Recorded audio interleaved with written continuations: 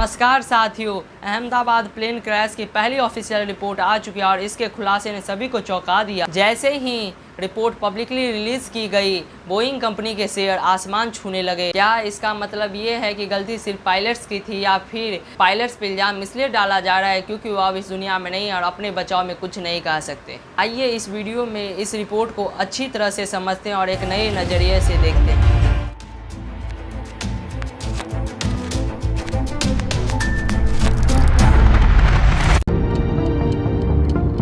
12 जून की सुबह 11:17 पर फ्लाइट ने दिल्ली से अहमदाबाद तक की सफल उड़ान भरी। प्लेन को अहमदाबाद एयरपोर्ट पे नंबर 34 पे पार्क किया गया और पायलट्स ने एक शिकायत दर्ज की, स्टैब पॉस XDCR फॉल्ट। इसका मतलब स्टैब यानी स्टेबलाइजर, पॉस यानी पोजीशन और XDCR यानी ट्रांसड्यूसर मतलब प्लेन के पीछे लगे हॉरिजॉन्टल स्टेबलाइजर की पोजीशन मापने वाला सेंसर सही से काम नहीं कर रहा था। इसके बाद एयर इंडिया के इंजीनियरों ने इस प्रॉब्लम को फिक्स किया और 12:10 पर प्लेन को अगली उड़ान के लिए रिलीज कर। अगली उड़ान के लिए जो पायलट्स बैठे हुए मुंबई बेस थे, पिछली रात वे अहमदाबाद पहुंचे ही थे। उन्हें पर्याप्त नींद और आराम मिला हुआ था। उड़ान से पहले पायलट्स के ब्रेथ एलाइजर टेस्ट किया गया जिसमें वे बिल्कुल ही फिट थे। पायलट्स को उड़ान के लिए भेज दिया गया। फ्लाइट का वेट 2,13,000 किलो था जो लिमिट के अंदर ही था। सब कुछ लिमिट के अंदर ही था। प्लेन बिल्कुल ही सेफ था।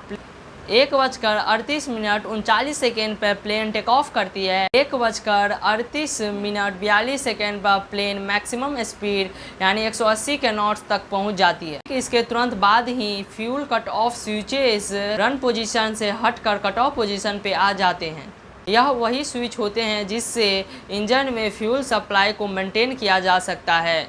एक इंजन बंद होता है, उसके 1 सेकेंड बाद दूसरा इंजन भी बंद हो जाता है। दोनों इंजन बंद होते हैं, वैसे ही रैम एयर टरबाइन तुरंत ही ऑन हो जाता है। एक ऐसा सिस्टम होता है जो इमरजेंसी के टाइम प्लेन को हाइड्रोलिक पावर सप्लाई करता है। 1:38:47 पर रैट ने हाइड्रोलिक पावर देना सिस्टम को शुरू किया, लेकिन प्लेन की एल्टीट्यूड इतनी कम थी कि यह पावर पर्याप्त नहीं था।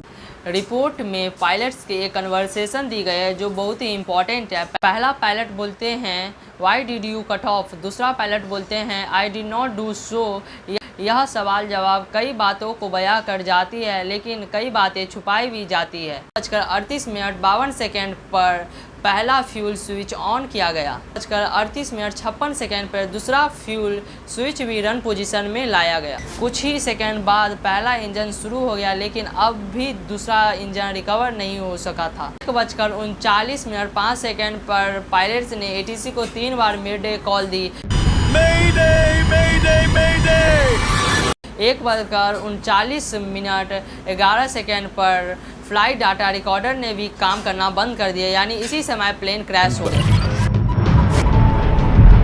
कुछ लोगों का मानना है कि किसी पायलट्स ने जानबूझकर स्विच ऑफ कर दिया। यह रिपोर्ट साबित नहीं करती है कि यह काम पायलट्स ने किया। अगर जानबूझकर किसी पायलट्स ने स्विच ऑफ भी कर दिया होता तो 10 सेकंड के भीतर ही वापस ऑन क्यों कर। 2018 में फेडरल एविएशन एडमिनिस्ट्रेशन USA ने एक स्पेशल एयरवर्थनेस बुलेटिन जारी किया था जिसमें उन्होंने कहा था कि बोइंग के कुछ एयरक्राफ्ट्स में फ्यूल कंट्रोल स्विच बिना खींचे ही मोड चेंज कर सकता है, यानी एक्सीडेंटल स्विच ऑफ संभव है। लेकिन एयर इंडिया ने इस एडवाइजरी को सीरियस नहीं लिया क्योंकि FAA ने इसे मैंडेटरी इंस्पेक्शन नहीं बनाया था। इन सारी कंडीशनों को बिना चेक किए पायलट एरर कह देना, क्या यह सही है?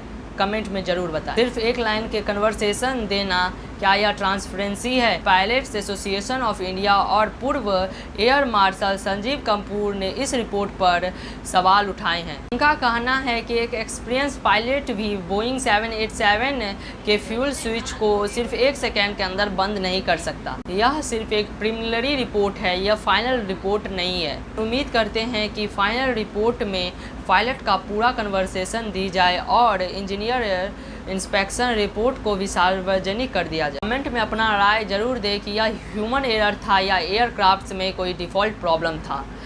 लाइक करके चैनल को सब्सक्राइब जरूर कर दें। फिर मिलते हैं एक नेक्स्ट वीडियो में।